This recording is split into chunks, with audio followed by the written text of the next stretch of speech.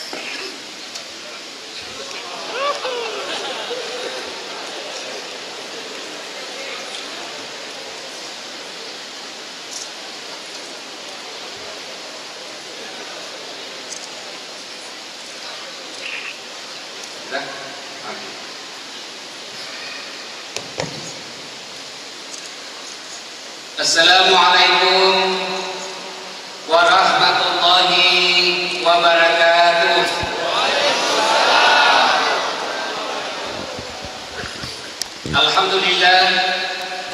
Alhamdulillahi rabbil alamin wa bihi nasta'inu ala umuri dunya waddin.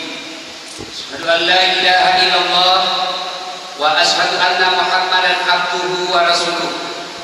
Allahumma salli ala Sayyidina Muhammad wa ala alihi wa sahbihi ajma'in. Amma ba'd. Faqad qala Allah subhanahu wa ta'ala fi kitabil karim wa huwa asdaqul qailin. A'udzu billahi minasy syaithanir rajim. Bismillahirrahmanirrahim. Ya ayyuhalladzina amanu taqullaha haqqa tuqatih wa la tamutunna illa wa antum muslimun. Wahai orang-orang yang beriman, bertakwalah engkau kepada dan janganlah kamu mati kecuali dalam keadaan beragama Islam. Wa qawaidan, bismillahirrahmanirrahim. Ya ayyuhalladzina amanu udkhulu fis-silmi kaffatan wa la tattabi'u khutuwatis syaitan innahu lakum aduwwun mubin. Wahai orang-orang yang beriman, masuklah engkau ke dalam Islam secara sempurna dan janganlah engkau ikuti langkah-langkah setan, karena sesungguhnya setan itu musuh yang nyata bagi kalian. Shadaqallahul adzim. Maha benar Allah dengan segala firman-Nya. Ma'asyiral muslimin muslimat, Bapak Ibu saudara-saudara sekalian, tuan-tuan, puan-puan, adik-adik sekalian, teristimewanya para pengurusi atau panitia Masjid Al-Kautsar, teristimewanya lagi para alim ulama yang insya Allah dimuliakan dan dirahmati oleh Allah Subhanahu wa Ta'ala. Itu alim ulama harus dihormati, Pak. Kenapa? Kalau Perdana Menteri belum lagi selesai jabatannya, sudah banyak yang mengganti. Presiden belum selesai masa jabatannya, sudah banyak orang yang mau ganti pejabat. Tapi ulama, satu yang wafat hari ini 30 tahun belum tentu ada yang ganti. Ya, jadi hargai ulama, bos. Hargai ulama. Bagaimana cara menghargai ulama? Satu di antaranya, jangan ada setan di antara kita di sini. Karena di sini ada setan, Pak. Ada iblis. Bentuknya apa? Bibit, handphone. Nah, itu setan itu. Orang ceramah SMS terus. Wajah saya memang SMS. Ya. Orang ceramah foto terus. Padahal dalam hatinya bukan foto Ustaz, tapi dalam hatinya, kau lihatlah HP saya baru, Pak. Sudah simpan saja itu, kita dengar dakwah dulu. Oke? Tuan-tuan, puan-puan yang saya hormati, kita hadir di tempat ini untuk apa? Memperingati hijrah Rasul, memperingati peristiwa hijrah Rasulullah Muhammad SAW. Berbicara tentang hijrah, pertama yang saya ingin sampaikan, kenapa Nabi hijrah? Kenapa Nabi hijrah? Kalau orang Indonesia pindah ke Tawau, alasannya apa? Susah cari kerja di Indonesia. Ya, kenapa pindah ke Tawau? Istri saya orang Melayu, pindahlah. Ya, kenapa Rasulullah pindah hijrah dari Mekah ke Madinah? Begini ceritanya. Ketika Rasulullah SAW belum lagi diangkat menjadi nabi, di Mekah 4 Tuhannya. Berapa? Berapa, Pak? Berapa? 4, bukan istrinya. 4 Tuhannya, bukan istri. Ya, 4 Tuhannya, Lata, Manat, Uzza, Hubal. 4 Tuhan. Dan hebatnya lagi orang di Mekah, dia bikin Tuhannya berdasarkan status ekonomi, jumlah fulus uangnya. Kalau dia kaya, maka Tuhannya dia bikin dari emas. Dia bentuk seperti manusia dan dia sembah. Orang kaya dari emas. Kaya sedikit, di bawahnya kaya sedikit. Ya. Nah, Tuhannya dia bikin dari besi. Di bawahnya lagi antara kaya dan miskin, Tuhannya dibikin dari kayu. Dia model, ada tangannya, ada kakinya, baru dia sembah. Yang paling miskin, Tuhannya dia bikin dari tepung terigu. Tahu tepung terigu? Tahu? Itu yang dibikin pakai taraju. Dia bikinlah Tuhannya dari tepung terigu. Dia bikin kepalanya, dia bikin kakinya, dia bikin tangannya, dia bikin perutnya. Lalu dia bikin di depannya begini. Selesai itu dia bikin Tuhannya dari roti, dia sembahlah dia. Ya Tuhan, mudahkan rezekiku ya Allah. Rukakan, sukseskan segala urusanku. Selesai dia sembah, manuku ini. Lapar lagi.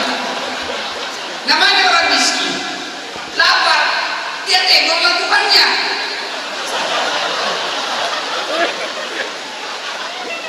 Dia bilang, ya Tuhan, saya sudah menyembah awak, sudah sembah saya, sekarang saya lapar Tuhan, saling pengertian dong. Saya lapar Tuhan, saya sudah sembah kau, saatnya saya makan kau. Masya Allah, dia ambil tangannya Tuhannya, dia makan, belum kenyang, dia ambil kakinya, dia makan, belum kenyang, dia ambil kepalanya, dia makan semua. Masya Allah, hebatnya orang kafir Quraisy dulu Tuhannya dia makan. Weh, jago naro. Senakal nakalnya orang anak muda di Tawau, senakal nakalnya anak muda di Tawau, sampai sekarang tak pernah saya baca anak muda Tawau dia makan Tuhannya. Tapi Arab jahiliyah zaman dulu Tuhannya dia makan. Nabi berpikir, wah, macam mana ini sekampung saya, masa Tuhannya dia makan? Akhirnya apa? Nabi naik gunung, merenung, berpikir. Nah, bahasa agamanya kalau Ramadan itikaf, masuk ke gunung, namanya gua apa? Gua Hira. Nah, sudah Nabi di situ merenung, berpikir terus, macam mana saya menyelamatkan ini sekampung saya. Dalam keadaan merenung itu, datanglah Jibril, lalu memeluk Nabi. Muhammad, Iqra, baca Muhammad. Nabi bersabda, macam mana nak baca? Saya tak pandai baca, Pak. Nah, ini sedikit tahu, Pak. Masih jauh-jauh nih, Ogi tahu kan? Supaya manyam-manyam di telinga. Kalau ya. Baca Muhammad. Nabi bersabda, macam mana? Bagaimana saya mau baca? Saya tak tahu membaca. Jibril mengucapkan lagi, Iqra, baca. Nabi menjawab, saya tidak pandai membaca. Dipeluk keras-keras Nabi, keras sekali, kayak di Smackdown. Keras. Sampai dalam riwayat dijelaskan, Nabi sesak napas, susah bernapas. Akhirnya Nabi mengucapkan, Iqra, bismi rabbikal ladzi khalaq. Baca atas nama Tuhanmu. Wahai masyarakat awal, silakan kerja apa saja dengan niat bismi rabbikal ladzi khalaq, atas nama Tuhan. Nak menjadi suatu taksi, sila. Tapi bismi rabbikal ladzi khalaq. Nak menjadi penjual ikan, sila. Bismi rabbikal ladzi khalaq. Nak menjadi anggota parlemen, silahkan. Jadi tentara, jadi dokter, jadi apa saja, silahkan. Mau jadi pencuri, silahkan. Silahkan. Tapi jadilah pencuri yang beriman. Nah, selesailah Nabi menerima wahyu. Itulah yang disebut nuzulul Quran. Turunlah Nabi dari Gua Hira menuju ke rumahnya, ketemu dengan istri beliau. Siapa namanya istrinya Nabi? Siapa? Khadijah. Nabi setelah dipeluk oleh Jibril, kedinginan. Bahasa Perancisnya negili. Yang ketawa Pak, serius kita ini. Cuma tak ada air saja ini.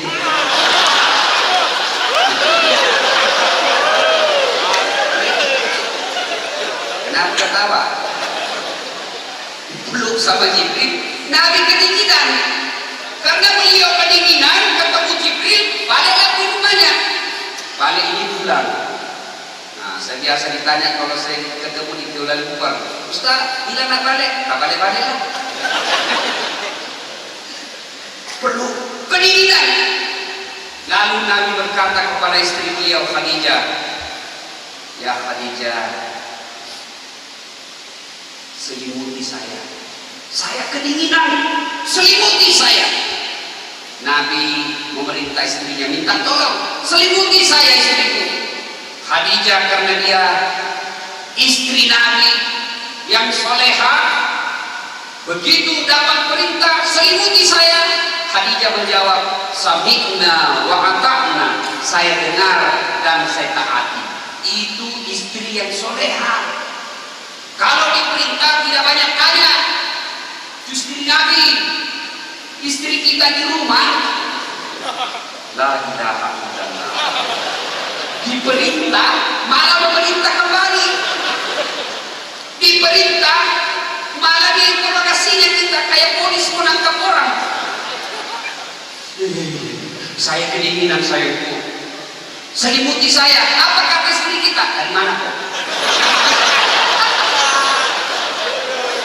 Bukannya dia lakukan cerita, dia tanya aja kita macam-macam. Dari mana kok bisa kok kedinginan? Mana HP saya periksa CCTV. Kenapa ketawa ibu? Itu begitu toh? Nah, ada juga itu memang perempuan curiga terus sama istrinya. Telepon sama temannya, curiga sama suaminya, ditelepon temannya, woi, bu, saya ini suamimu bonceng cewek, mama Satya, ditelepon suaminya, nggak diangkat-angkat, telepon, panggilan tak terjawabnya, miskolnya kala-kala Asmaul Husna, 99, la ilaha illallah, mengurai bakasina. Telepon terus suaminya, ya pantaslah suaminya bonceng cewek, kenapa? Dia tukang ojek.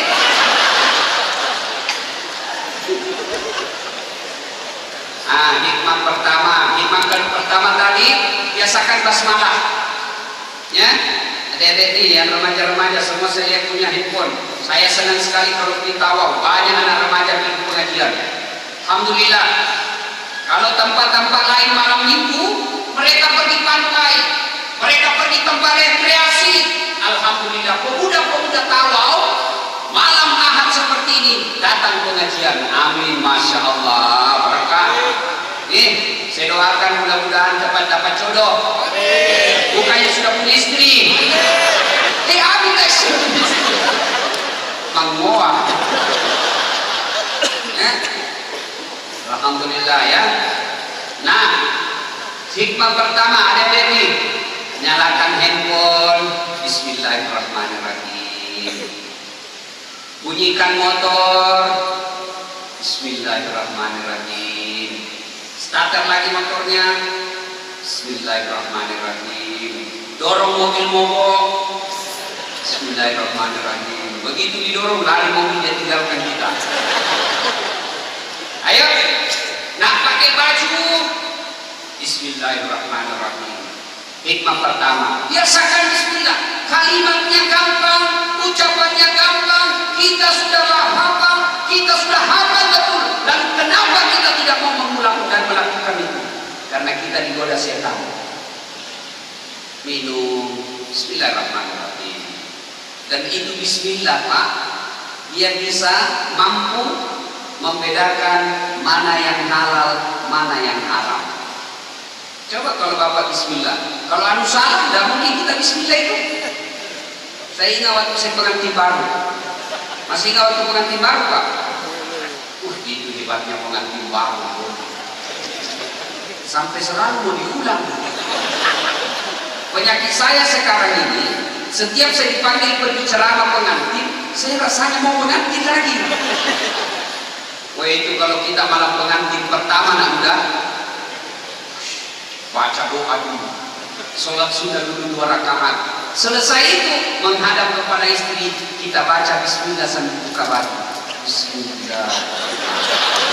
Oh, tahu buat. Kenapa? Kita tahu ini halal. Tapi kalau coba bercurang, Orang Indonesia bilang selingkuh. Mana mau dibuka bajunya? Bismillahirrahmanirrahim. Oh. Ya, itu menunjukkan bahwa dengan kalimat Bismillah kita mampu membedakan mana halal mana haram. Kedua, hikmah kedua. Nah, mau kasih nanti kan bisa tenang. Hikmah kedua, coba jadilah istri yang pandai menaati perintah suami. Saya kadang-kala ditanya, kenapa sekarang banyak anak nakal? Salah satu sebabnya karena perempuan gagal mendidik anaknya. Jadilah istri, jadilah ibu, jadilah mama, jadilah orang tua yang menjadikan anaknya sebagai permata dan berlian paling berharga dalam hidupnya. Itu jadi perempuan yang sukses, mendidik anaknya, memelihara suaminya. Banyak bu, pergi suami, tidak usah pergi keliaran. Suami pergi cari nafkah, suami pergi ke pasar, istri yang baik dia tinggal sholat duha.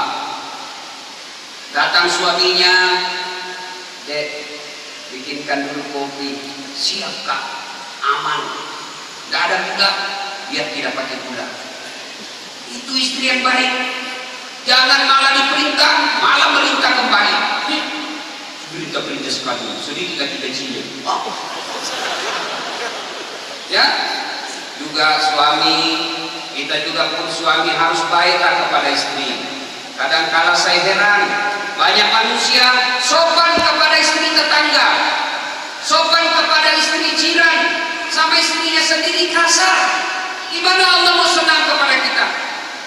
Saya lihat di Makassar sudah ngontrak-ngontrak, rumahnya kecil, tidak ada iPhone-nya, tidak ada kipas anginnya, yang ada lubang. Begitu hujan basah masuk ke dalam. Jelek juga suaminya, istrinya juga jelek. Seimbang itu kalau istri jelek, suami jelek. 6. Kalau suami jelek, istri cantik, menderita suaminya. Ya, Allah Maha Adil. Nah, kalau sudah rumah tangga kita sudah ngontrak rumah kita jelek, ekonomi kita pun seadanya saja, makan saja terbatas, lalu kita bergaduh pada suami istri, kapan bahagia? Kapan kita bahagia? Paling tidak kalau rumah kita ngontrak, kita datang merantau jauh-jauh, datang ke sini, kita ngontrak rumah, suami kita kerjaannya ala kadarnya, anak pun kita ala kadarnya kerjanya, paling tidak bagaimana bahagia? Jangan ada pertengkaran dalam rumah tangga. Bisa? Bisa Pak? Bisa? Jalan pertama, bagaimana caranya? Muliakan istri. Jangan panggil istri kita yang jelek-jelek. Mentang-mentang istrinya hitam, ngapain? Belum. Bila istrinya apa? PC. Oh ilaha illallah. Belum PC. Ini kasih sayang. Ada di Makassar. Walau benar atau tidak ini. Cerita saja. Ini bapak sudah pensiun. Setiap dia panggil istrinya sayang terus. Sayangku, ada tamu. Sayangku, bikinkan kopi. Sayangku, tolong buka pintu. Katalah cucunya didengar, kakek saya ini romantis betul.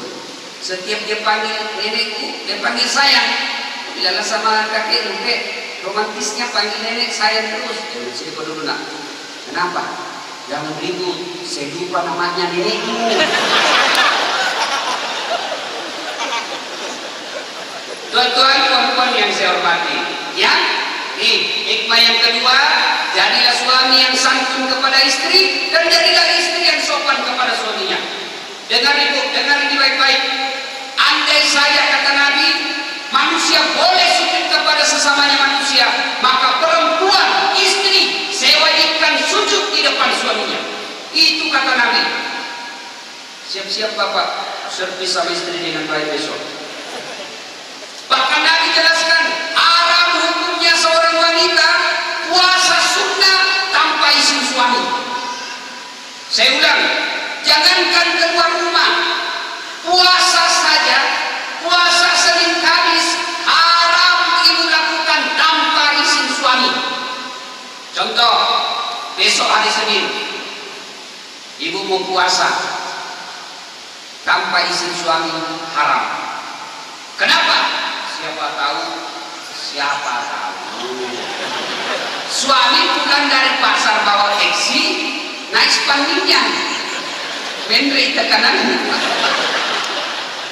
Tiba-tiba kan Nabi ajarkan, kalau kau lihat perempuan di jalan dan kau bernafsu kepada perempuan itu, maka segera kembali ke rumahmu, karena apa yang dimiliki perempuan di jalan itu sama yang dimiliki di rumahmu.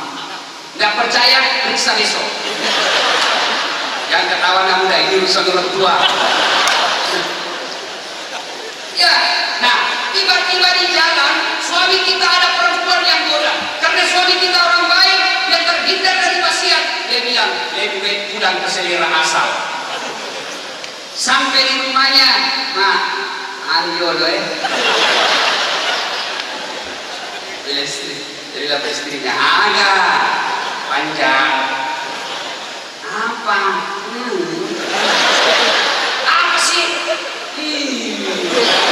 Kan ada jadi gak enak berterus terang. Lalu itu, bukan istrinya.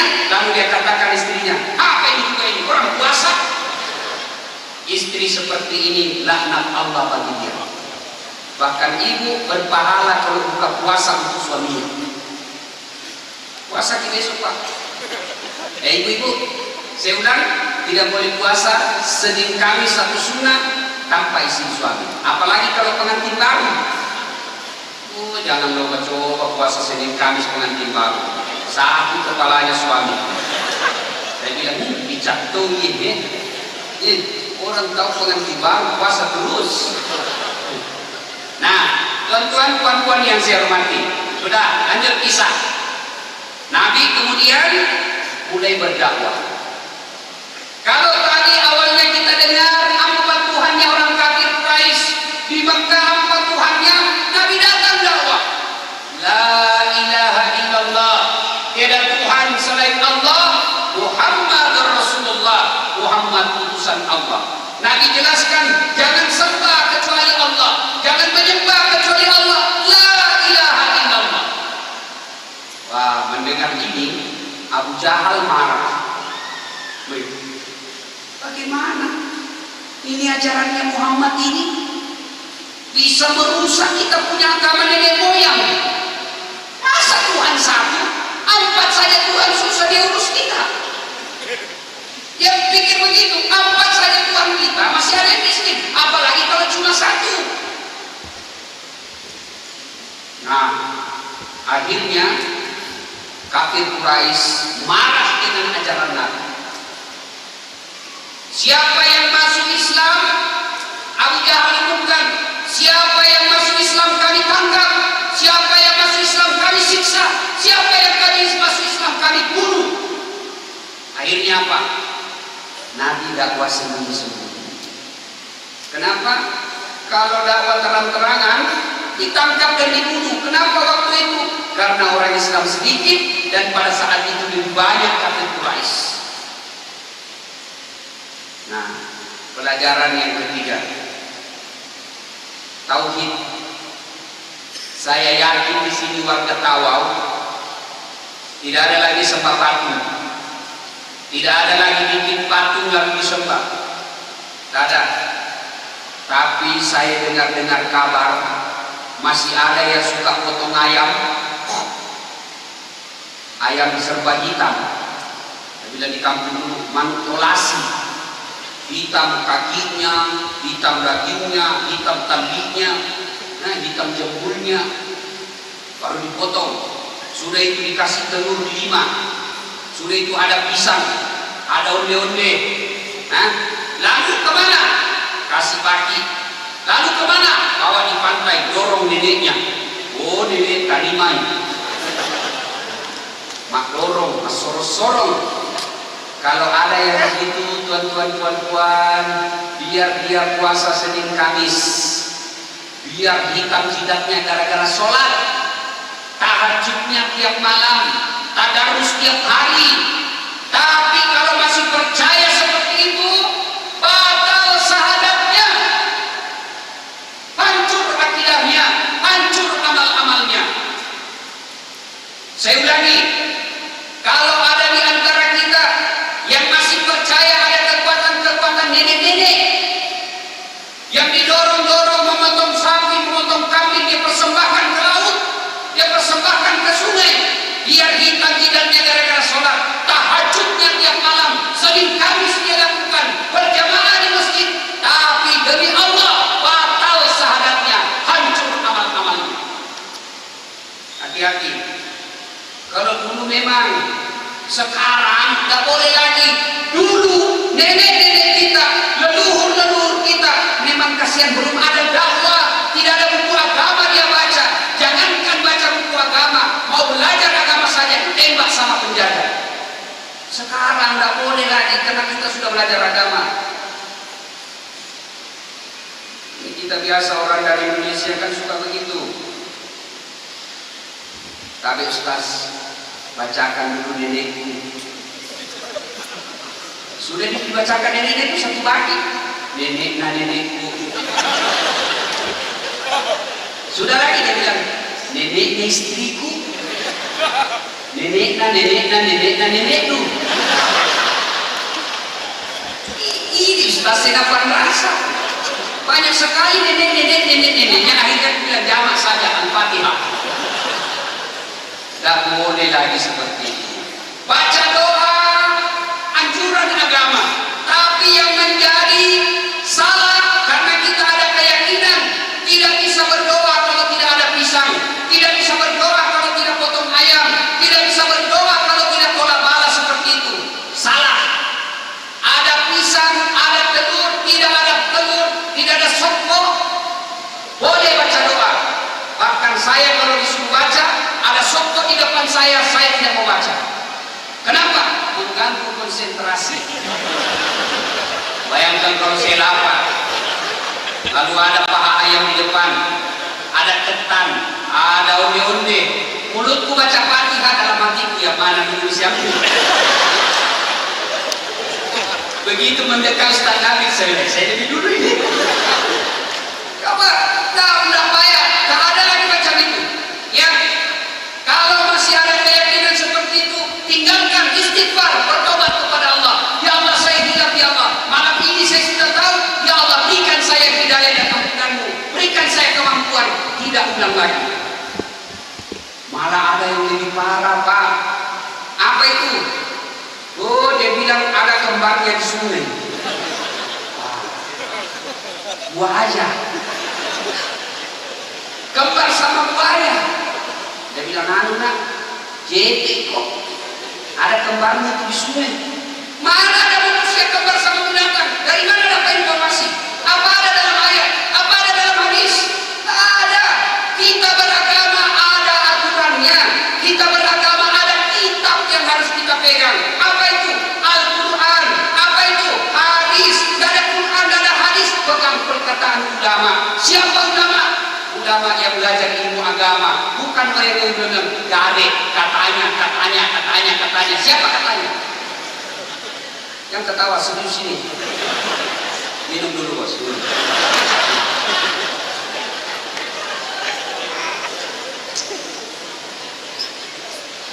Pak, Bu, tahun baru ini mulai esok tak ada lagi. Ustaz, apa tidak boleh orang baca doa? Harus orang baca doa. Tapi yang tidak boleh ada keyakinan potong kambing, potong sapi baru boleh baca doa. Nah, jadi kalau harus baca potong ayam dulu baru baca doa, kalau tidak ada uang beli ayam, tidak berdoalah kita. Dan berdoa tidak harus imam yang bacakan doa. Arwah untuk leluhur kita tidak harus Ustaz Dasat yang bacakan doa. Siapa? Keluarganya doakan. Bacakan doa. Anggota mati, bapak kita meninggal, doakan. Doa dari anak jauh lebih bagus daripada Ustaz Dasat. Kenapa? Ustaz Dasat belum tentu ikhlas karena dia tidak tahu bapaknya. Tapi kalau anaknya pasti gak ikhlas untuk bapaknya. Cuma yang jadi masalah doa arwah. Karistas. Doakan nenekku. Lalu baca doa, baca doa tidak tahu bahasa Arab. Allahumma ghfirli. Amin. walidayya. Amin. Itu bukan nenek yang didoakan, neneknya didoakan. Makanya berdoa tidak harus bahasa Arab. Saya selalu dapat SMS dari Tawau, Ustaz, apa doanya supaya kita sukses usaha? Ustaz, apa doanya supaya anak sukses? Ustaz, apa doa supaya suami setia? Itulah doanya. Ustaz, apa doanya supaya anak cerdas? Itu doanya. Ya Allah, berikan saya anak cerdas. Apa doanya supaya usaha sukses? Ya itu doanya. Ya Allah, berikan saya usaha sukses. Itu doanya. Tidak harus bahasa Arab. Daripada bahasa Arab tidak ditahu artinya. Nabi bilang malaikat, "Kau apa maksudmu? Kau minta turun hujan, aku minta jodoh itu." Nah, ini harus bahasa Arab. Jelas. Mulailah dakwah Nabi. Ketika Nabi mulai dakwah, sembunyi-sembunyi, sahabat ditangkap, disiksa, dianiaya.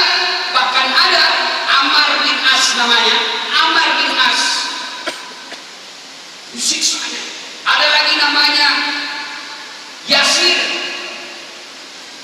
istrinya namanya Sumayyah, disiksa pak satu keluarga, anaknya, suaminya, dia sendiri istrinya, diikat, lalu ditanam ke tanah sampai geger, dijemur dari pagi sampai malam. Besok diangkat lagi, tidak dijemur, tapi diikat di tiang. Suaminya, Sumayyah, anaknya disiksa. Dia bakar itu Abu Lahab, dia bakar pedang sampai merah itu pedang, dia tempel di perutnya suaminya. Menangis suaminya, teriak. Anaknya berkata, "Jangan kau siksa bapakku, saya kau siksa." Kata Abu Jahal, "Tenang, tiba giliranmu, tidak usah kau minta, saya kasih kok." Dia siksa anaknya, lalu berkata Abu Jahal, "Kau cerita tentang neraka, sekarang belum mati saya kasih kau neraka sekarang." Karena mereka Abu Lahab dan teman-temannya tidak percaya neraka.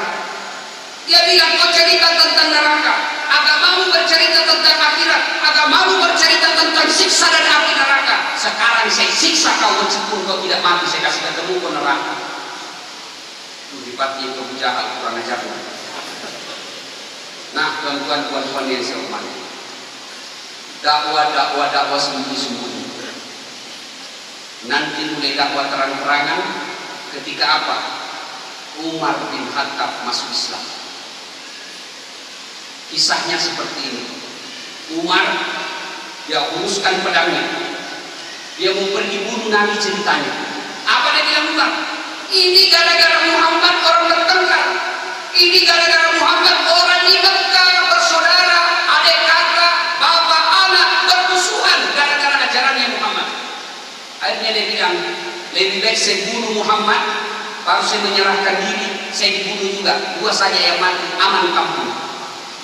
Dia ambil pedangnya, dia mau pergi rumahnya Nabi. Di perjalanan dia ketemu sama orang Arab. Umar, mau ke mana?" Ini Umar Pak hebat, tidak ada yang pernah kalah berkelahi. Salah satu budaya orang Arab waktu itu ada lomba berkelahi. Setiap minggu ada perkelahian, lomba bertinju lah kalau sekarang. Dan Umar tidak ada pernah yang kalah.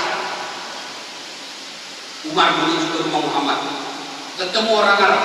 Umar, mau kemana buru-buru? "Saya mau bunuh Muhammad." "Kenapa bisa?" "Gara-gara dia kita bertengkar." Dia bilang, "Ini orang yang benar aja mas." "Kenapa?" Masa kau mau bunuh orang lain, baru keluargamu sendiri masuk Islam?" "Siapa maksudmu?" "Itu istrimu, adekmu Fatimah, adekmu itu masuk Islam sama suaminya Said." Balik haluan Umar. Yang tadinya mau pergi ke rumah Nabi, dia balik haluan, dia pergi rumahnya Fatimah itu. Dia ketuk. Umar mati. Masuk Umar. Begitu masuk, dia ambil lehernya iparnya Said, dia banting ke bawah, dia injak, dia tendas perutnya, dia cekek lehernya. Dilihat suaminya disiksa, adiknya Umar maju, perempuan, adiknya dia bilang, "Mati kesan suamiku." Lalu dia halangi Umar, tempelin sama Umar, sikui, Pak. Tak jatuh kasihan Fatimah, robek bibirnya. Lalu marah ini adiknya Umar, dia bilang, saya memang masuk Islam. Kenapa? La ilaha illallah Muhammad Rasulullah.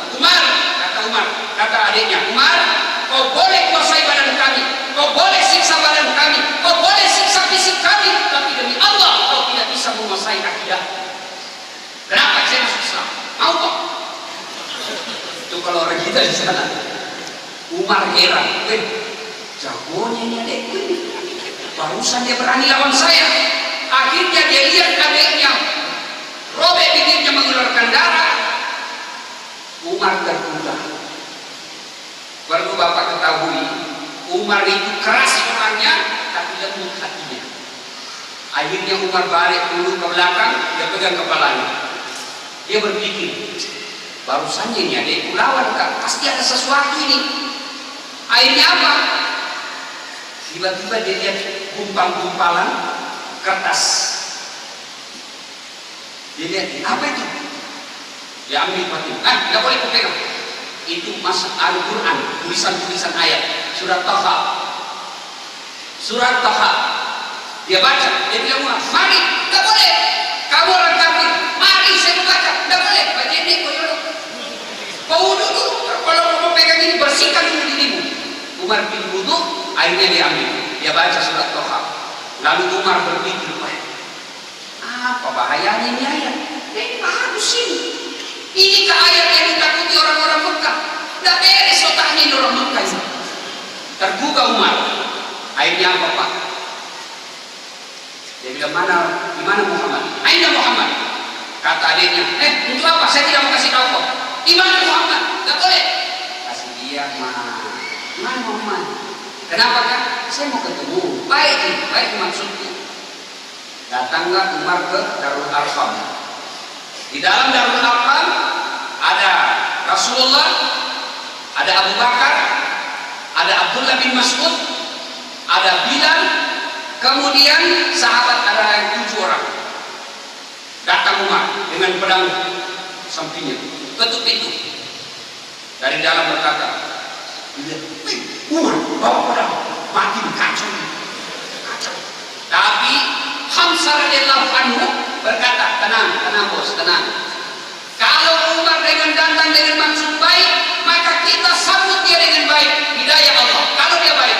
Tapi kalau dia maksudnya jahat, borongi, kita keroyok. Ya, ini namanya kalau ilmu bela diri kan di Indonesia ada namanya dan 1, dan 2, dan 3 satunya. Biar kau dan 3 kalau lawan dan kawan-kawan. Ayo, dia bilang biar jago, iborongi, kita keroyok. Oke, setuju. Begitu masuk Umar, diambil lehernya sama Hamzah, banting ke dinding. Ada apa Umar? Peace. Damai. Saya datang damai, bukan mau berkelahi. Kenapa? Mana Muhammad? Datang Rasulullah. Rasulullah menghampiri Umar dan berkata, ada apa? Umar berkata, ya Muhammad, saksikan asyhadu an la ilaha illallah wa asyhadu anna Muhammadar Rasulullah. Kalau orang Islam, sahabat-sahabat yang lain masuk Islam sembunyi-sembunyi, Umar selesai 2 kalimat syahadat, dia keluar dari rumah. Dia datangi rumahnya di Abu Jahal. Dia ketuk rumahnya Abu Jahal. Pak. Hei, Abu Jahal, kenapa Umar? Kau tahu nih, apa? Saya masuk Islam. Kenapa? Masya Allah. Dia bilang Umar, saya masuk Islam. Kau marah? Marah. Orangnya nak tahu Pak. Ini hebat ini, jantan ini Pak. Bukan betina. Luar biasa. Dan seterusnya. Kemudian melihat perkembangan Islam semakin jaya, semakin banyak orang masuk Islam, akhirnya diadakan rapat. Saudara-saudara sekalian, kata Abu Jahal, ini Umar semakin hari semakin ini, Muhammad semakin hari makin banyak penyokong. Macam mana kita hadapi ini? Lalu ada yang mengusul, begini, kita kosogok dia perempuan, kasih perempuan paling cantik. Ada yang berkata, tidak mempan perempuan, tidak mempan buat Muhammad. Muhammad orang jujur. Kasih harta paling banyak, tidak bisa. Kasih dia jabatan, tidak. Akhirnya seorang diplomatnya Abu Jahal mendatangi Nabi Muhammad, begini, apa mau? Kalau kau mau perempuan, kami sediakan kau perempuan 10, pilih yang tercantik, saya kasih kau 10. Kau mau kekayaan, kami kumpul semua kekayaan orang Mekah, kami kasih kau. Kau mau pangkat jabatan, kasih kau sebagai pemimpin. Yang penting satu yang tidak boleh kau lakukan, berhenti kau dakwah. Masya Allah. Bagaimana kira-kira reaksinya Nabi, Pak? Bagaimana reaksinya Nabi? Kalau saya, ini perempuan 4. Saya bilang tidak usah 4, ini perempuan 10 sekali. Ambil kok, berhenti kau dakwah. Saya bilang tidak usah 10, 4 saja bahas ini. Tapi apa sabda Nabi? Andai kau kasih saya matahari di sebelah kananku, bulan di sebelah kiriku, saya tidak akan berhenti berdakwah. Pak kancing, Pak. Akhirnya rapat kembali. Rupanya Muhammad tidak mempan disogok. Jadi bagaimana? Bunuh saja. Dibunuh saja. Kapan? Besok malam. Oke. Ini rapat rahasia negara. Tidak boleh dibocorkan. Siapa yang bocorkan kita pancung. Pulanglah peserta rapat. Salah satu peserta rapat tidur sama istrinya. Dia ceritalah sama istrinya, Bu, saya barusan ikut rapat. Ini rapat rahasia negara. Terus yang kau ngomong-ngomong rahasia. Rahasia apa? Besok Muhammad mau dibunuh. Rahasia. Jangan kau cerita. Kau saja saya kasih tahu. Ini istrinya sudah dikasih tahu pagi-pagi. Dia pergi pasar. Dia kasih tahu temannya sesama penjual. Rahasia. Dan ngomong-ngomong, suamiku ikut rapat kemarin, tapi ini rahasia. Jangan ngomong-ngomong. Yang sudah dikasih tahu pergi lagi sama tetangganya. Rahasia. Akhirnya saya tahu. Ternyata dari dulu, Pak, itu perempuan jangan dikasih rahasia, pasti bocor. Makanya Islam itu tidak membolehkan wanita menjadi saksi pengantin. Saksi pengantin itu harus 2 laki-laki, tidak boleh perempuan. Kenapa? Pasti bocor. Apalagi kalau bapak mau sembunyi nikah siri, perempuan jadi saksi, bocor. Ya. Nah, ibu bapak, saudara-saudara sekalian, dikepunglah rumahnya Nabi. Dalam riwayat dijelaskan, begitu dikepung rumahnya Nabi, biar kucing tidak bisa lewat itu. Begitu rapatnya kepung. Siapa yang mengepung Nabi? Orang yang jago semua berkelahi. Kepung. Allah perintahkan Nabi membaca surah apa? Surah Al-Baqarah. Surah apa, Pak? Surah apa? Surah Yasin. Ayat berapa? Ayat berapa?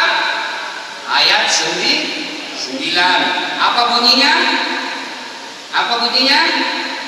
Pokoknya surah Yasin. Wa ja'alna min baini aydihim sadda wa min khalfihim fa'aqsaynahum. Dia baca itu Nabi ayat. Akhirnya Nabi keluar, tidak ada yang melihat.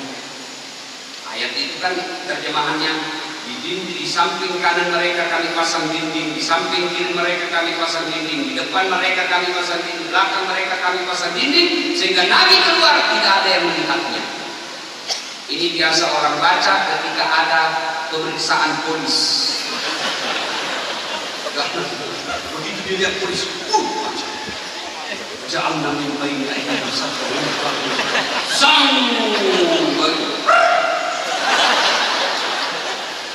Ada mahasiswaku ini Pak Ustaz bohong.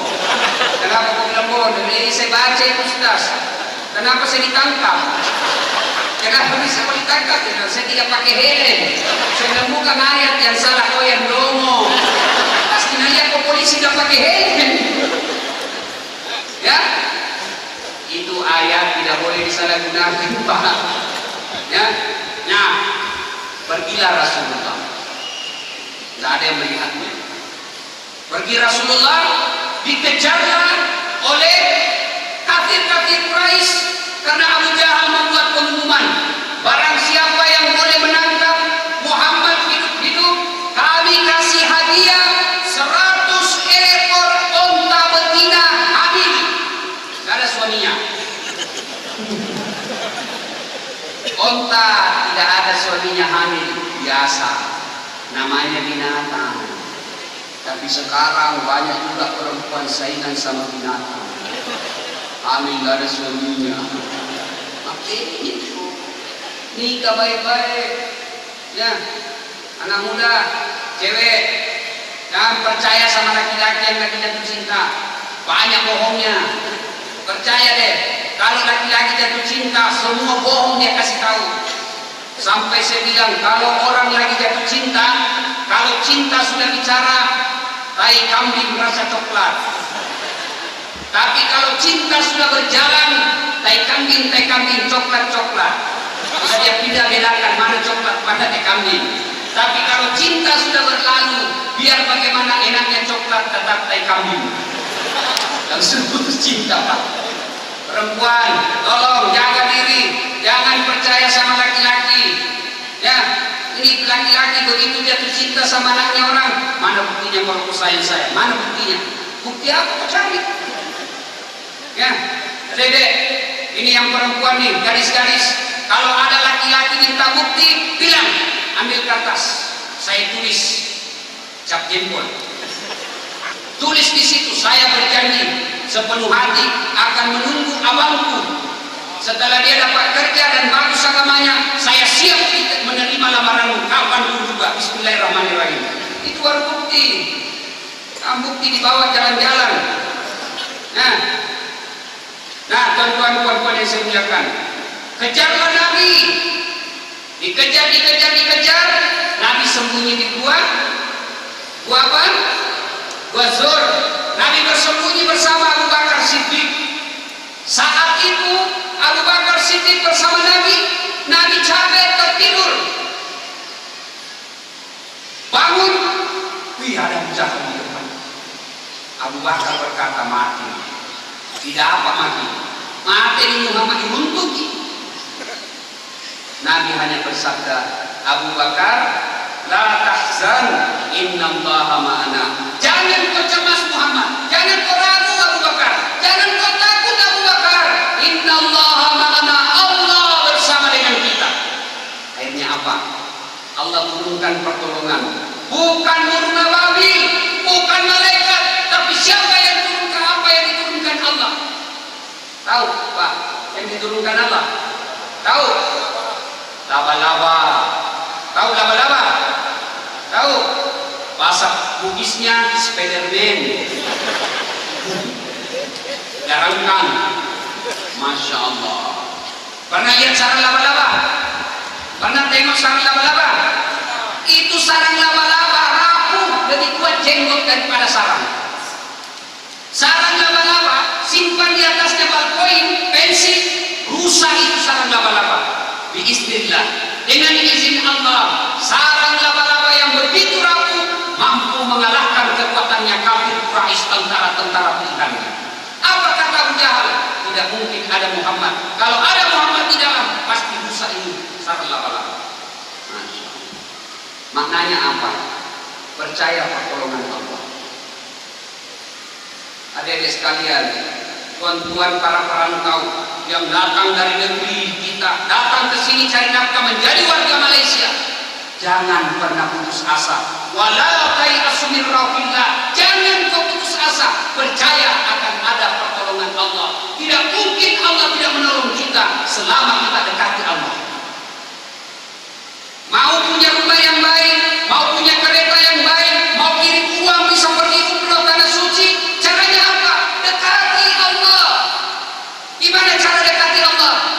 sholat. Tidak mungkin Tuhan tolong kalau bapak tidak sholat. Saya sholat Ustaz, ya sholat tapi main-main. Kenapa main-main? Tidak ikhlas. Ayolah sholat, asar lagi. Barusan sembahyang zuhur. Ya memang, karena memang sholat asarnya sudah dekat asar. Sholatnya semua maunya.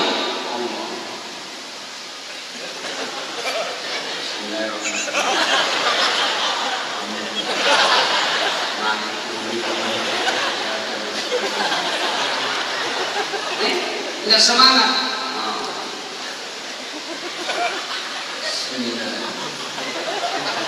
Atau terlalu semangat.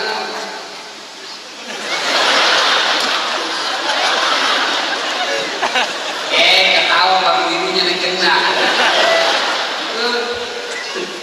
Sampai ada ibu yang tanya ke Pak Ustaz, boleh orang sholat tidak pakai berat, tidak pakai kutang? Boleh Ustaz, boleh, tapi pasti tak lempar-lempar.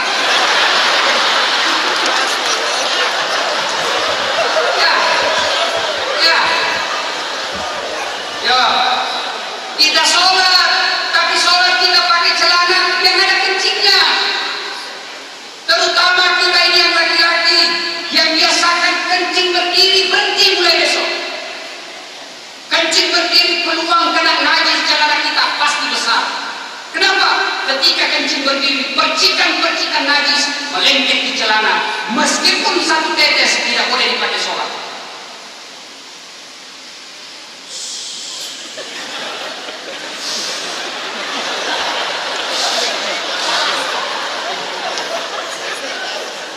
Belum selesai, nak kandak di muka.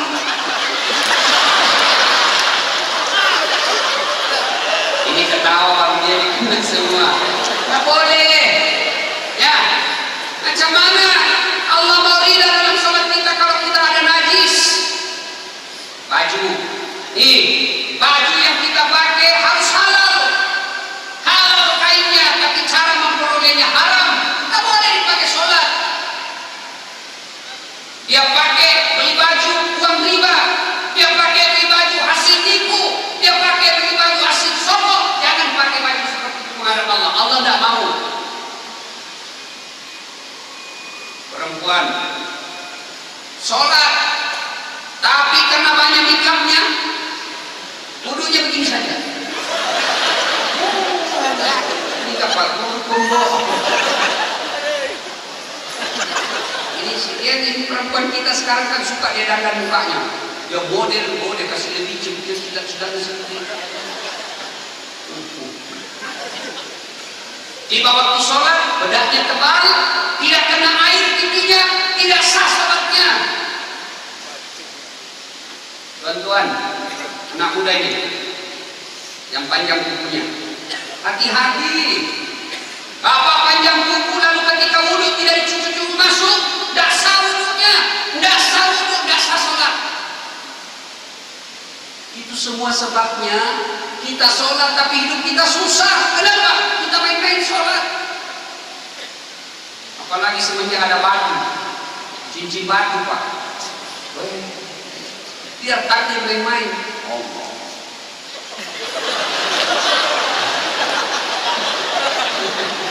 Dulu di belakang dia saya tahu di batu aki. Iya kan maksud. Bapak dapat sini cincin dapat. Itu bagaimana mau sholatnya baik di hadapan Allah kalau kita main-main? Jelas. Perbaiki sholat. Ya.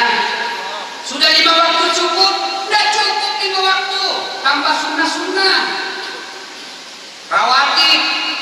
Saya nak tanya nih, mau tak?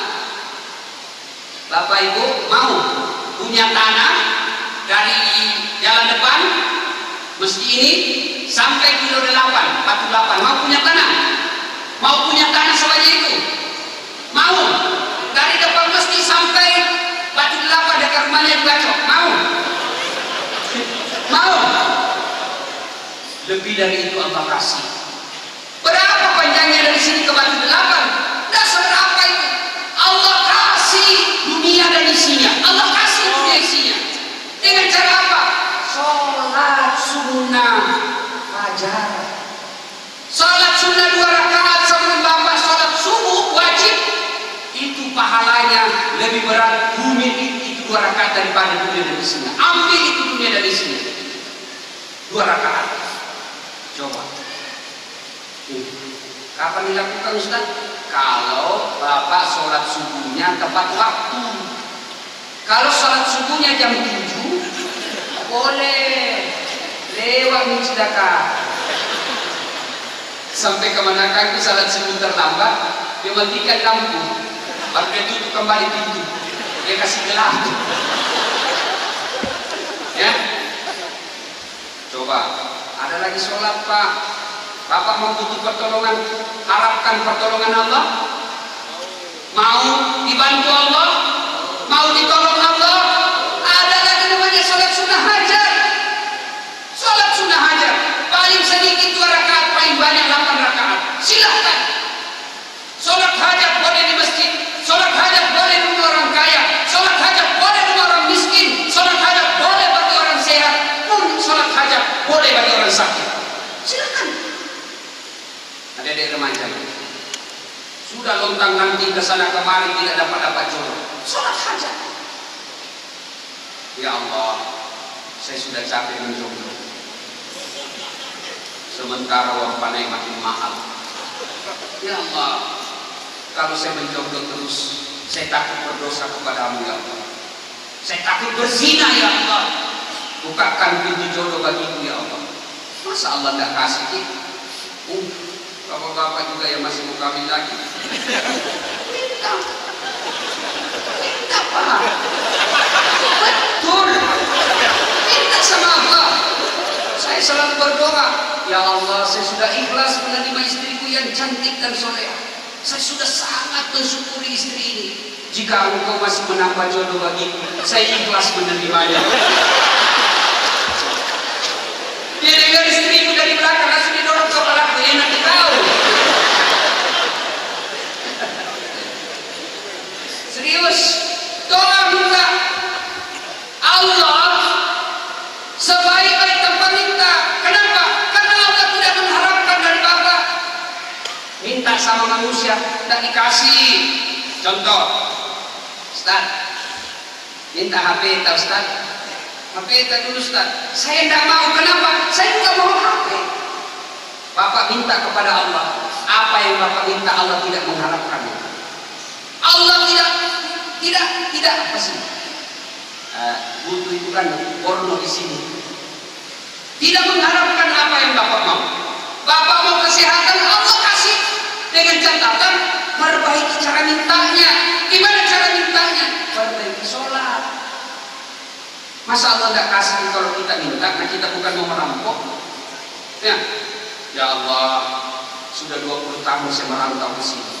Saya sudah cari nafkah di sini. Ya Allah, saya mau cari naik ketemu dengan makam Rasulullah. Saya ingin melihat Makkah secara langsung ya Allah. Saya ingin berkunjung ke Baitullah. Saya ingin berziarah ke makam Rasulullah ya Allah. Berikan kemudahan rezekiku. Masa Allah tidak kasih?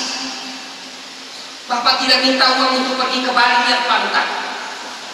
Bapak tidak minta uang pergi ke Singapura belanja, tapi Bapak minta rezeki supaya bisa berkunjung ke makam Rasulullah. Masa Allah tidak kasih?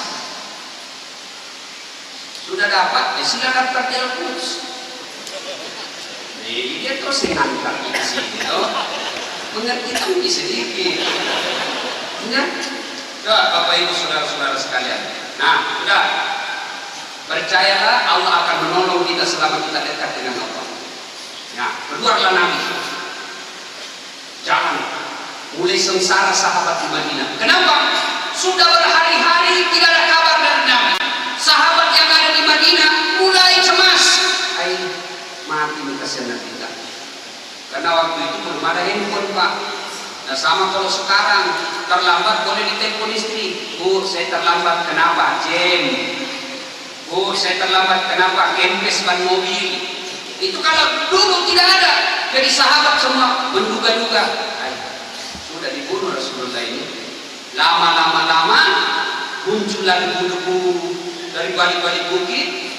Lalu sahabat berkata, alhamdulillah Rasulullah sudah tiba. Tala'al badru alaihi. Itu diseterus lagu-lagu itu. Lalu Nabi datang disambut oleh orang-orang Madinah yang disebut dengan kaum Ansor, dan disambut oleh sahabat-sahabat yang dari Mekah pindah ke Madinah namanya Muhajir. Orang-orang Madinah berkata, ya Rasulullah, silakan bermalam di rumahku ya Rasul. Sahabat yang lain berkata, tak payah rumahnya dia ya Rasul, di rumahku saja ya Rasul, rumah saya lebih baik. Sahabat yang lain berkata lagi, ya Rasulullah, tidak payah tinggal di rumah saya, ambil rumahku sekalian. Sehebatnya itu Pak. Nabi hanya menjawab, saya serahkan kepada ontaku. Di mana ontaku singgah, di situ saya bermalam. Kaswa namanya, kiswa.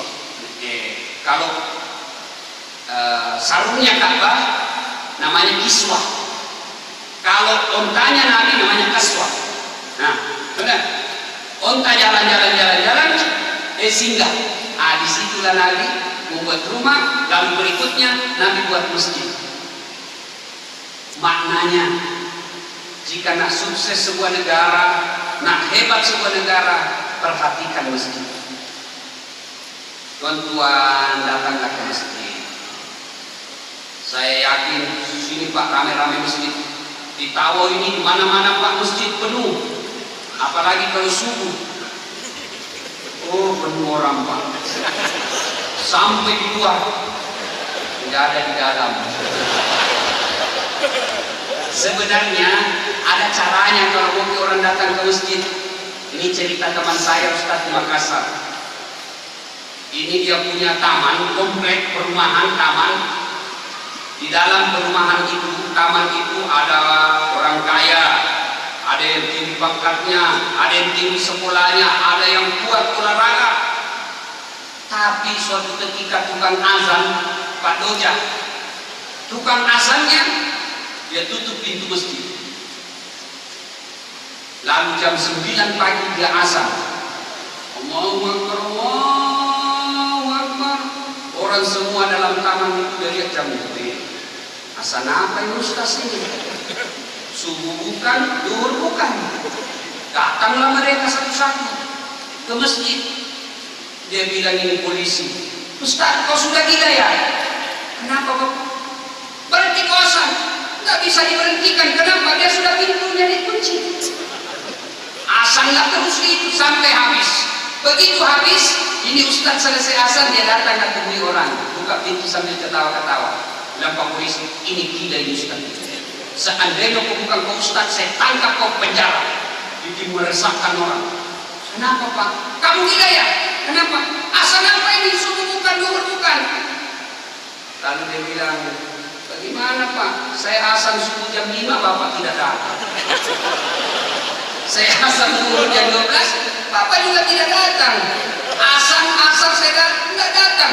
Giliran saya azan jam 9 pagi, baru Bapak datang 10. Siapa yang gila ini? Malu mereka Pak Aku. Jangan dipraktik di Al-Kausar, jangan. Kacau Pak. Jelas ya? Mari berjamaah Pak. Hidupkan sholat jamaah. Nah, lanjut selanjutnya, Nabi kemudian membangun Masjid Quba. Masjid Quba ini salah satu keistimewaannya kata Nabi, siapa yang datang wudu dari hotelnya, dari rumahnya, lalu dia pergi ke Masjid Quba, salat 2 rakaat di Masjid Quba, maka sama nilainya 1 kali umroh. Itu kalau dia wudu dari hotel. Tapi kalau wudunya di Masjid Quba, enggak dinilai umroh kecuali dia seperti sholat sunnah biasa. Nah, tuan-tuan yang saya hormati, itulah hijrah Rasulullah. Makna pertama dari hijrah adalah pindahnya Nabi dari Mekah ke Madinah. Itu hijrah. Yang kedua, makna kedua hijrah adalah bisa dibahasakan taubat. Ada enggak yang tidak punya dosa di sini? Ada yang tidak punya dosa di sini? Ada? Tidak ada Pak. Inilah Ustaz Dasar paling banyak dosanya. Lalu apakah orang baik orang tidak punya dosa? Bukan. Kalau orang baik orang tidak punya dosa, maka tidak ada orang baik di dunia. Kenapa? Semua punya dosa Pak. Jangankan Nabi Adam ada dosanya. Kenapa? Makan buah khuldi. Yunus ada dosanya. Kenapa?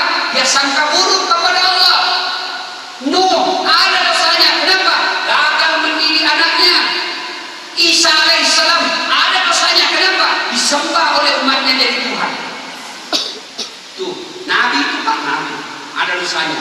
Para Nabi pada zaman itu belum ada tempat bawa handphone. Pada zaman Nabi belum ada tempat pantai tempat berhiburan. Pada zaman Nabi belum ada tempat-tempat nonton yang maksiat. Itu ada dosa, apalagi kita. Nah, orang baik itu bukan orang tidak punya dosa, tapi orang baik adalah mereka yang berdosa lalu dia bertobat dan tidak mengulangnya. Itulah orang baik. Bapak dosa kemarin, tobat hari ini. Gimana caranya tobat? Mengucapkan astagfirullah. Misal kita lagi duduk-duduk nih, duduk-duduk, tiba-tiba lewat cewek, tak angkat, bro, kelihatan pahanya, putih. Apa kita ucapkan? Subhanallah. Jangan bilang alhamdulillah. Subhanallah. Maha suci Allah yang telah menciptakan keindahan itu. Lalu palingkan pandangan. Selama belum berkedip, nah itu tidak berdosa. Tapi kalau sudah berkedip, palingkan pandangan. Jangan juga ditahan. Atau dia bilang istighfar, tapi mulutnya istighfar, matanya melotot. Astagfirullah. Astagfirullah. Ya, perbanyak istighfar. Astagfirullahaladzim wa atubu ilaihi. La ilaha illa anta subhanaka inni kuntu minadz dzalimin. Yang kedua, perbanyak salat sunat taubat. Ini selalu saya beberapa kali sudah sampaikan ini Pak. Salat sunat taubat. Perbanyak salat sunat taubat. Kenapa? Salat taubat bukan karena dosa. Salat taubat bisa memudahkan segala usaha. Bapak punya bisnis, punya usaha, tiba-tiba macet, tiba-tiba bengkok, perbanyak istighfar. Perbanyak istighfar. Karena istighfar kata Nabi memudahkan segala urusan. Tuan-tuan, puan-puan yang saya hormati, banyak yang kita mau sampaikan tapi waktu yang terbatas. Saatnya kita ada leleng cemilengan.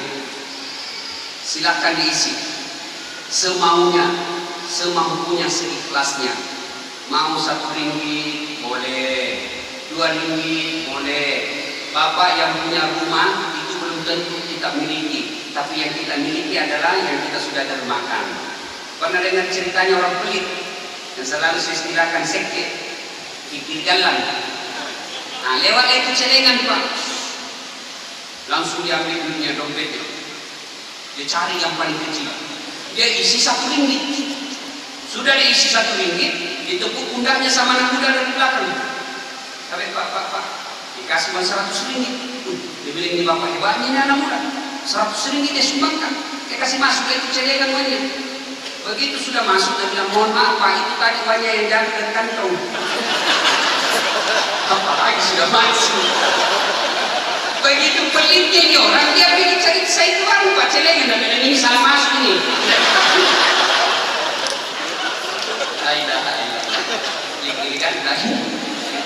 Tuan-tuan, puan-puan yang saya hormati, ini saja yang sempat kita simpulkan. Nah, saya nak tanya, di rumah semua punya handphone? Semua punya handphone? Nah, biasanya kalau malam lepas guna handphone sampai di rumah di apa? Di apa? Cas. Cas 1 jam selesai itu kenapa? Full battery. Ya kan? Sudah cas, penuh baterainya. Nah, berarti HP-nya masih bagus. Ya. Tapi kalau sudah cas sejam, 2 jam, 3 jam, ternyata masih lowet, berarti HP-nya rusak. Nah, alhamdulillah saya sudah cas bapak-bapak 1 jam. Ini ceramah cas iman. Sudah saya cas Pak. Kalau selesai dengan ceramah ini, besok dia tidak pergi lagi dorong-dorong makanan ke sungai. Besok lalu dia banyak berdoa. Besok dia sholatnya awal waktu. Besok dia perbanyak sholat sunnah. Alhamdulillah Bapak masuk dalam kategori innamal mu'minuna alladziina idza dzukirallah wajilat qulubuhum wa idza tuliyat 'alaihim ayatuhu zadatuhum imanan. Mereka yang baik imannya selesai dengar ceramah mak tambah terpurna, bagus imannya. Tapi sebaliknya, lepas dengar ceramah tak ada perubahan, tetap tidak sholat, tetap dibawa kue di sungai, ini ale ini. Berarti rusak nih hatinya Pak. Inilah yang disindir Allah dalam Al-Quran. Wa tawa'un alaihim a'antartahum am lam tunzirhum la yu'minun. Orang yang kami kunci mati hatinya tidak bakal mendapat hidayah dari Allah. Kau ceramai atau tidak, you nasihati atau tidak, kau bacakan ayat Allah atau tidak, sama saja la yu'minun, mereka tidak akan beriman. Bahkan ayat berikutnya Allah jelaskan mereka lebih hina dari binatang. Tahu binatang? Tahu binatang? Tahu binatang? Contoh kambing. Itu binatang itu. Itu kambing. Saya di kampung jual kambing sekarang Pak. Kalau kambingnya tidak mau lagi melahirkan, sudah tua, dia bawa ke pasar, dijual. Tidak ada yang beli, bawa ke rumah potong, bagi-bagi sama tetangga. Tuh, kambing nggak melahirkan, jual. Nggak ada yang beli, potong. Tapi kalau ada orang tahu, nggak sholat, suka nipu, jelek mukanya, bau kalepakna, busuk mulutnya, binyakan tapaknya, nggak sholat, mau diapain? Mau diapa? Jual, jual di pasar tawau. Siapa nak beli? Bikin repot, bikin susah. Makutu nama buah aja. Siapa beli Pak? Dipotong, siapa memakan daging manusia? Itulah yang disebut lebih hina dari binatang. Akhirnya Allah Subhanahu wa taala berfirman, Bismillahirrahmanirrahim. Innal ladzina amanu wal ladzina hajaru wa jahadu fi sabilillah ulaika yarjuna rahmatullah. Sesungguhnya orang yang beriman kepada Allah, berhijrah fi sabilillah.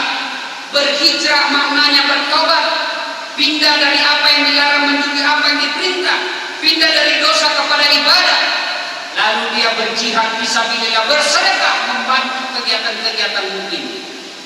Kami angkat derajatnya dan kami muliakan, dan kami akan berikan rahmat bagi mereka. Mudah-mudahan kita yang hadir semua di tempat ini mendapat rahmat dari Allah Subhanahu wa taala. Dan sebelum kita akhiri, mohon izin keikhlasannya mengirimkan suratul Fatihah kepada Rasulullah Muhammad SAW, khasiat dan keutamanya untuk almarhum bapak saya, ila hadratin Nabi Mustafa Muhammad SAW, summa khususil ruhi almarhum Abdul Latif bin Syafo. Al-Fatihah. Bismillahirrahmanirrahim. Alhamdulillahirabbil alamin. Arrahmanirrahim. Iyyaka na'budu wa iyyaka nasta'in.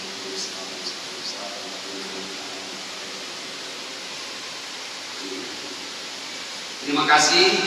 Sebelum saya akhiri, saya nak kasih hadiah. Oleh-oleh ada kasih ceramah saya.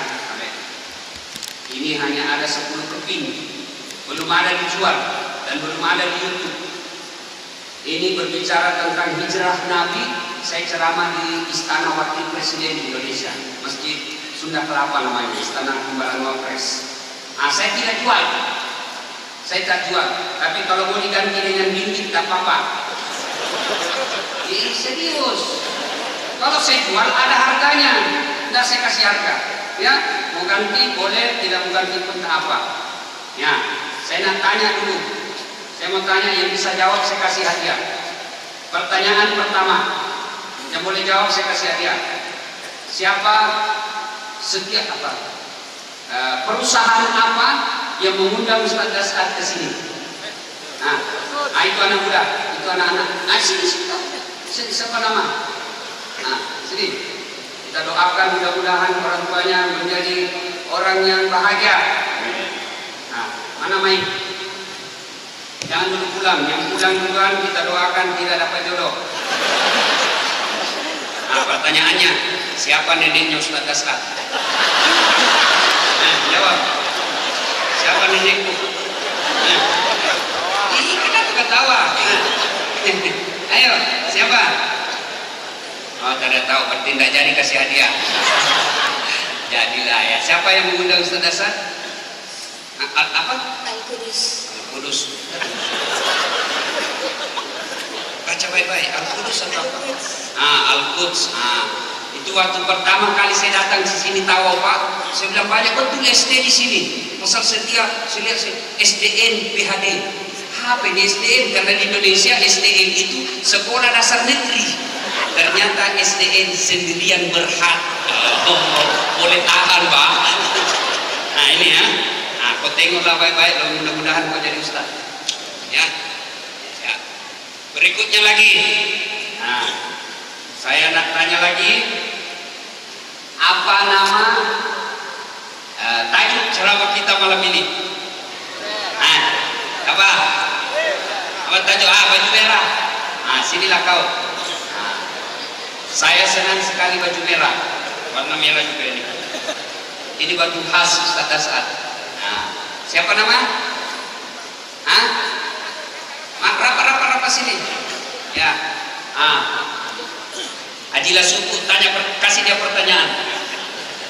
Ini Hajilah Suku ini spesial brand. Ya. Siapa nama? Sudirman, pastor Indonesia. Mungkin orang Sudirman ya. Ya, pertanyaannya, apa nama kita punya tajuk malam ini? Jaga ilmu. Jaga ilmu. Jaga ilmu. Mana contoh lagi kesana. Bikin malu orang Indonesia Pak. Apa tajuk? Belajar ilmu, peringatan Hijratul Rasul. Tak jadi kasih hadiah. Salah dia, kasihlah. Nanti dia menangis Pak. Kasihlah ya. Selebihnya saya bagi sebentar ya. Saya kira cukup. Ibu bapak saudara-saudara sekalian, terima kasih kepada seluruh hadirin sekalian yang hadir di tempat ini. Sebelum kita akhiri, mari kita berdoa. Mohon izin perbaiki duduknya, kita berdoa kepada Allah Subhanahu wa taala. A'udzubillahi minasyaitonir rajim. Bismillahirrahmanirrahim. Allahumma salli ala sayyidina Muhammad wa ala ali sayyidina Muhammad. Ya Nabi salam alaik, ya Rasul salam alaik, ya Habib salam alaik, salawatullah alaik. Ya Nabi salam alaik, ya Rasul salam alaik, ya Habib salam alaik, salawatullah alaik. Astaghfirullahaladzim wa atubu ilaih. Astaghfirullahaladzim wa atubu ilaih. Astaghfirullahaladzim wa atubu ilaih. Astaghfirullahaladzim wa atubu ilaih.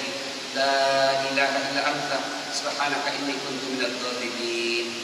Allahumma ighfir lil mu'minina wal mu'minat wal muslimina wal muslimat al ahya'i minhum wal amwat innaka sami'un qaribun mujibud da'wat wa qadiyal hajat. Ya Allah Zat yang Maha membalas.